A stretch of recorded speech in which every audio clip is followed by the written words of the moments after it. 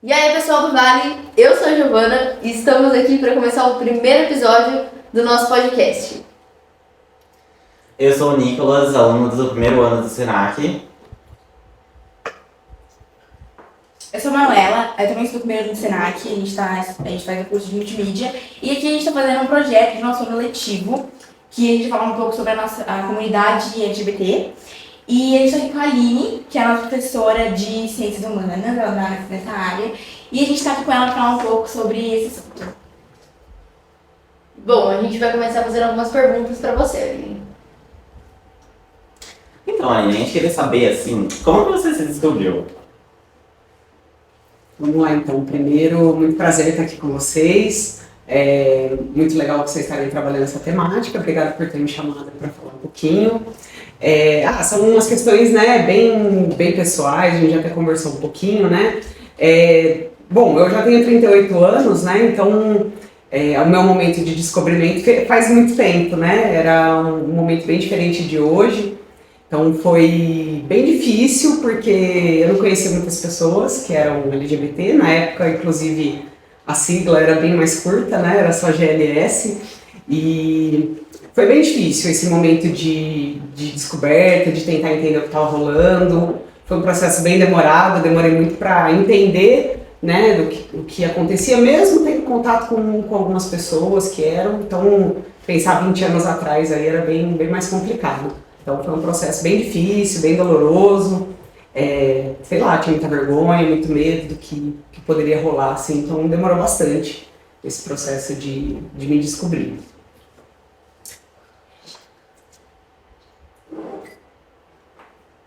Eu imagino o quanto deve ter sido difícil, porque hoje em dia a gente convive com mais pessoas que são. Eu acho que as pessoas estão, tendência assim, a se assumir cada vez mais cedo, porque hoje não é mais um tabu. Hoje a maioria das pessoas aceitam, ainda tem algumas que não aceitam, mas são poucas, e também a gente tem bem mais conhecimento sobre o assunto, né? Então, como é que foi para você contar assim, para sua família? Porque como você descobriu numa época que é muito diferente da nossa, muito tempo atrás, deve ser muito mais difícil para contar, como a Giovana falou, porque hoje em dia não é mais um tabu, e antes era muito, as pessoas não falavam tanto sobre isso, era um absurdo mostrar isso nas televisões, o povo falar sobre isso. Como é que foi para os seus pais, sua família no geral, aceitar isso? Legal, boa pergunta. Até lembrei agora, você falou, né, uma época que isso não aparecia muito. Eu lembro que tinha uma novela que passou na Globo que chamava Torre de Babel. E aí eles colocaram uma atriz, um casal, né, de mulheres lésbicas, e foi tão mal recebido pelo público que eles mataram, eles fizeram uma explosão para desaparecer as duas personagens, né. Então era um tempo bem diferente. Como eu falei para vocês, o processo de aceitação ele já foi muito difícil, porque não tinha nenhuma referência, né? As referências eram sempre negativas, e o processo de me assumir para minha família foi ainda pior, porque minha família é muito religiosa, né? Meus pais são muito cristãos, em especial minha mãe, minha irmã, e, né, como eu falei para vocês, 20 anos atrás era muito mais tabu do que hoje. Então foi muito complicado, eu tinha muito medo, mas principalmente vergonha, assim, o que eu mais tinha era vergonha de ser uma decepção para eles, de eles, sei lá, né, ninguém gostaria, pelo menos naquele momento, que seu filho fosse gay, né, ter uma filha lésbica. Então foi bem difícil. Acho que principalmente o que eu tinha era vergonha, assim, não era medo, sei lá, nunca tive medo de eles me colocarem para fora, mas era tipo de dar essa decepção para eles, que era assim que eu pensava naquela época, assim. Então o processo de me assumir, ele foi mais demorado, eu acho, até do que de eu me entender, me aceitar, me assumir para eles, né. Para os meus amigos foi tranquilo, mas para os meus pais foi bem embaçado, assim. Então foi um processo bem demorado. Eu queria saber agora que você falou assim, como que foi, pra igreja te aceitar na religião, a igreja te aceitar na comunidade, entendeu? Como que reagiram quando você disse alguma coisa assim? Como eu, apesar de a minha família ser muito religiosa, eu frequentava mais por obrigação, assim, porque minha família queria que eu fosse, mas foi bastante surpreendente, porque eles aceitaram, claro, né, no começo é difícil, eu tinha uns 18, 19 anos, E eu aí achava que, sei lá, que eles iam querer me colocar num quarto, me trancar, me esconder, mas pelo contrário, assim, eles aceitaram como um processo, né, aos poucos, então primeiro saber, depois poder trazer uma namorada, então foi um processo que eu achei que ia ser muito pior. Eu percebia que no começo os meus pais tinham um pouco de vergonha de falar para um amigo que a minha namorada é minha namorada, eu falava, essa é minha filha, que ela é amiga dela. Mas eu acho que depois com o tempo, né, foi naturalizando, tive relacionamentos bem saudáveis, bem legais, sempre foram aceitos pela família. Então acho que como foi difícil para mim, para eles também foi bem difícil, né? Mas eles aceitaram super bem, as amigas da minha mãe da igreja todas estiveram no meu casamento, foi muito bacana, super legal, a minha relação com o pessoal da igreja é bem bacana. Eu acho que eu é que tinha muito mais medo do que, de fato, que eu sofri consequências, assim, foi bem bacana. Foi demorado, claro, né? Mas foi melhor do que eu imaginava. Então, você falou das suas namoradas, né, que você teve, e eu queria saber, tipo assim, quando você já começou a crescer, assim, você já entendia que você gostava de mulher, ou você chegou a ter uma certa, tipo, heterocompatibilidade? E, tipo, teve relacionamento com homens, e, tipo, ou, tipo assim, se forçou a falar, tipo, não, eu não sou, eu, tipo, gosto de homem, ou, tipo, teve algum relacionamento, gostou, tentar esconder. Beleza. Eu não sei, na verdade, se eu não queria entender ou se eu não entendia mesmo. Tenho um pouco de dúvida, assim, porque como eu falei pra vocês, era um outro momento. Então, eu tive relacionamento com meninos na época, cheguei a namorar alguns meninos, ficava na balada, assim, mas eram relacionamentos por convenção social, que as minhas amigas estavam namorando e aí eu me sentia, né, tipo, você não fica com ninguém, você é assexuada, né, o que rola, tipo, eu não tinha vontade de ficar com os meninos, mas eu também não me permitia ainda ficar com as meninas. Então eu ficava com os meninos como uma convenção social, namorava, judiei dos meninos, né? Porque eram relacionamentos superficiais, eram relacionamentos que duravam muito pouco, mas eu cheguei a ficar com os meninos, namorar, mas como convenção social. Tipo, todo mundo tá namorando, aí você não fica com ninguém, você não tem vontade de ficar com ninguém, então era mais ou menos por aí. Até eu lembro que quando eu fiquei a primeira vez com uma menina, o que eu pensei na hora, que meu Deus, quanto tempo de vida eu perdi, né? Então era o principal pensamento que eu tinha na cabeça, que a hora que eu fiquei com a menina pela primeira vez, falei, é isso aí mesmo.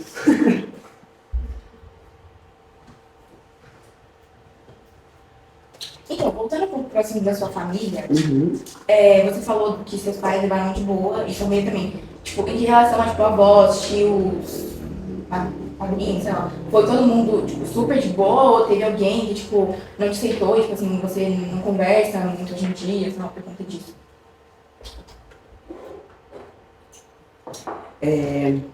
Olha, a não ser que o pessoal seja muito falso, todo mundo sempre aceitou, minha família, mesmo sendo uma parte da família bem religiosa, sempre aceitaram, quer dizer, depois de um tempo, né, como um processo, né, nada do dia para a noite, mas como um processo, os tios, primos, família, acho que foi bem tranquilo, no meu caso, né, assim, mas eu já tive um relacionamento, né, fui casada durante um tempo e a família da minha esposa naquele momento, ela não aceitava.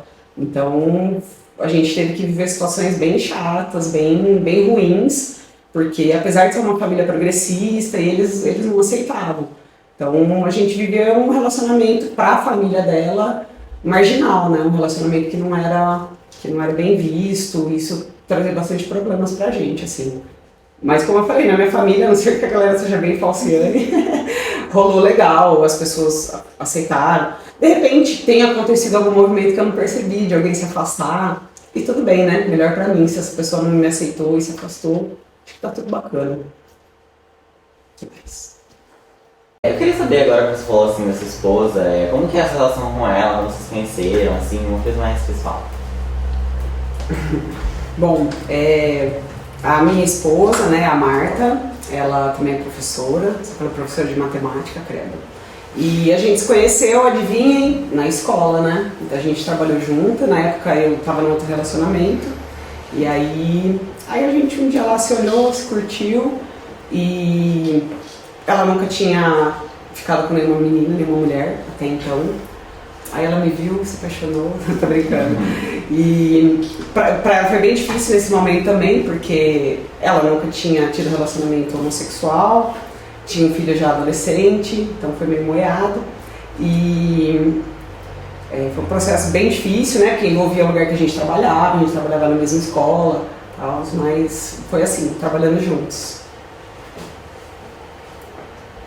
Você tinha perguntado mais alguma coisa? E quanto tempo faz que vocês estão juntas, que vocês trabalham juntos? A gente está junto, vai fazer 7 anos agora, em setembro, dia 7 de setembro. E a gente tá junto há 7 anos, mas que a gente casou mesmo foi no final de 2018. Tinha um pouquinho de uma insegurança, né? Não sabia ao certo se ia mudar algumas coisas na lei, né? Quando tinha mudado lá o presidente, então a gente acabou correndo no finalzinho de 2018, dia 16 de dezembro a gente casou oficialmente. Aproveitando que você falou disso do casamento, como que foi? Tipo, você tinha alguma vontade, por exemplo, de casar na igreja, alguma coisa assim? Tipo, como que foi, assim? Então, foi um casamento, como a gente acabou fazendo um pouco rápido, né? Com medo, né, que fosse mudar a lei, assim, então foi um casamento bem simples, a gente fez o casamento no cartório, depois uma coisa bem pequena, assim, para poucas pessoas, mas não tinha vontade, acho que nenhuma, de fazer o casamento na igreja.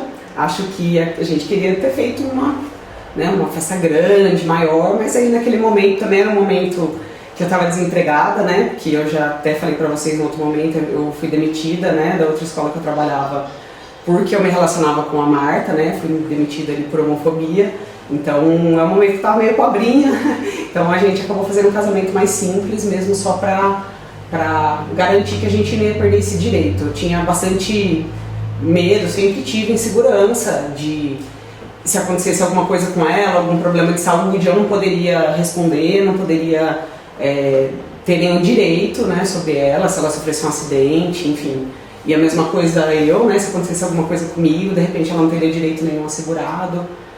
Já aconteceram alguns problemas nesse sentido, né, por a gente não ter oficializado, eu não poder assumir o papel que eu tinha de verdade, né, como esposa. E apesar de casais héteros também terem essa situação, né, de ficar às vezes na informalidade, né, não formalizar o seu laço ali, para os casais gays, LGBT, é muito mais difícil, porque o reconhecimento da sociedade é diferente, né, do que se eu fosse um homem e era uma mulher, as pessoas iriam olhar de outro jeito, né. Então a gente teve essa vontade de oficializar também, porque para várias coisas, né, eu posso usar o plano de saúde dela, aqui na escola, ela é que, sei lá, se eu morresse, ela que receberia o meu como chama, gente?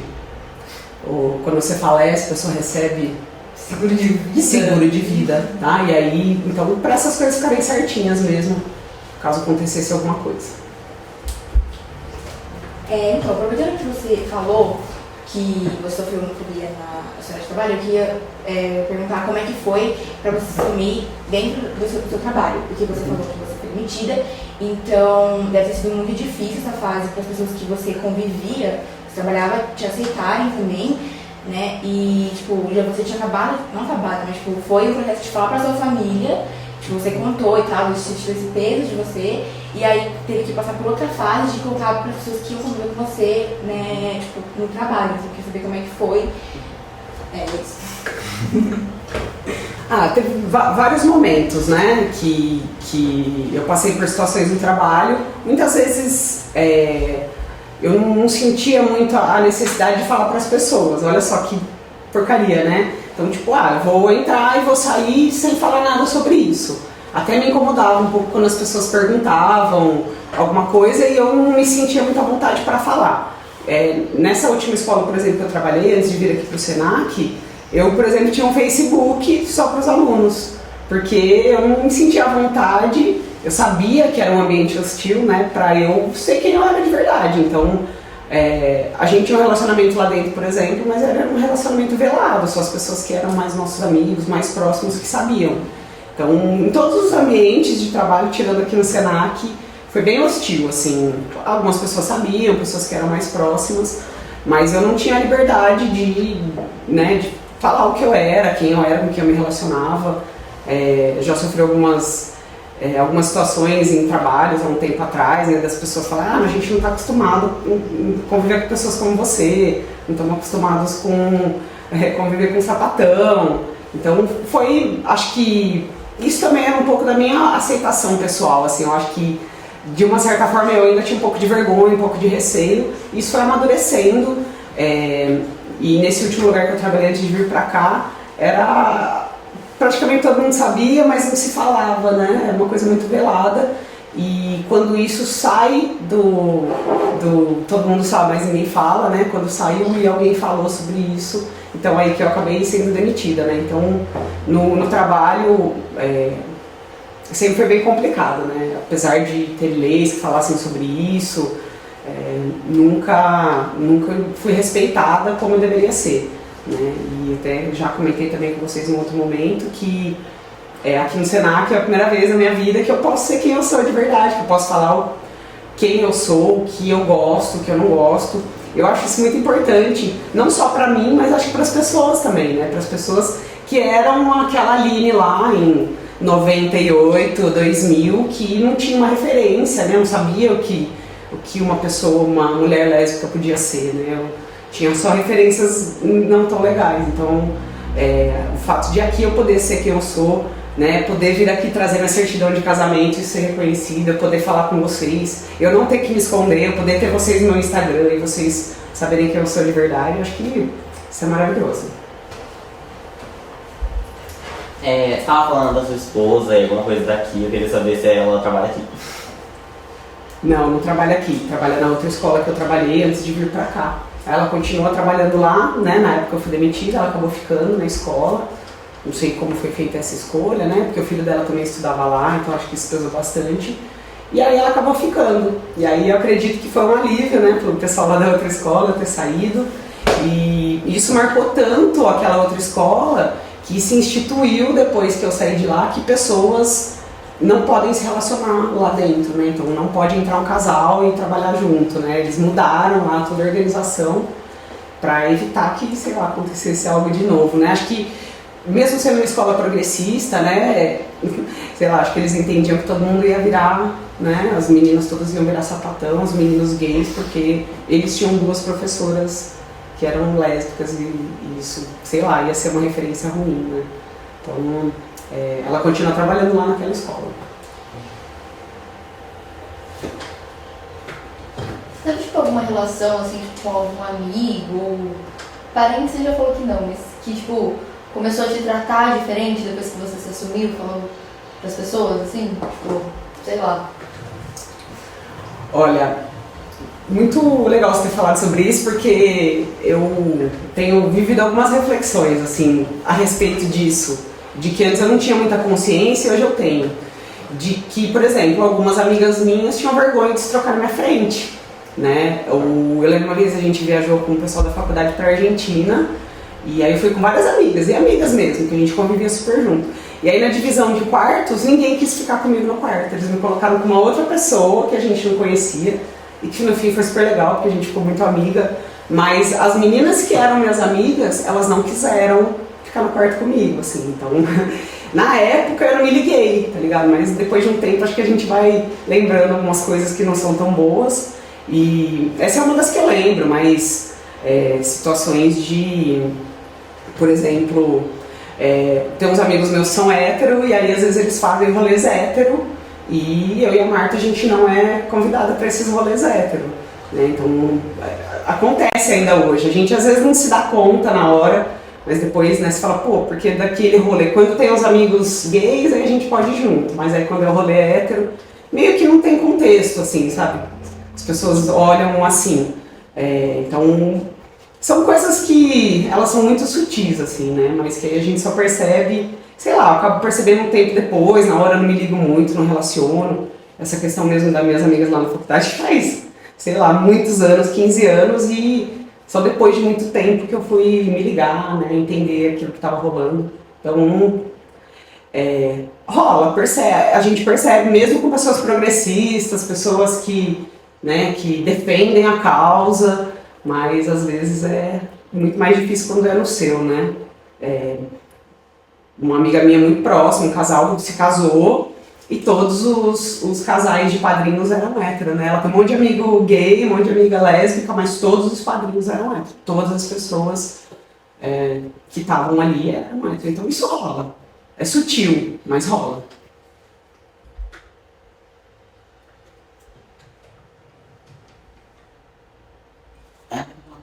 Seria importante, você falou de seus amigos, seu círculo de amigos, sua roda assim.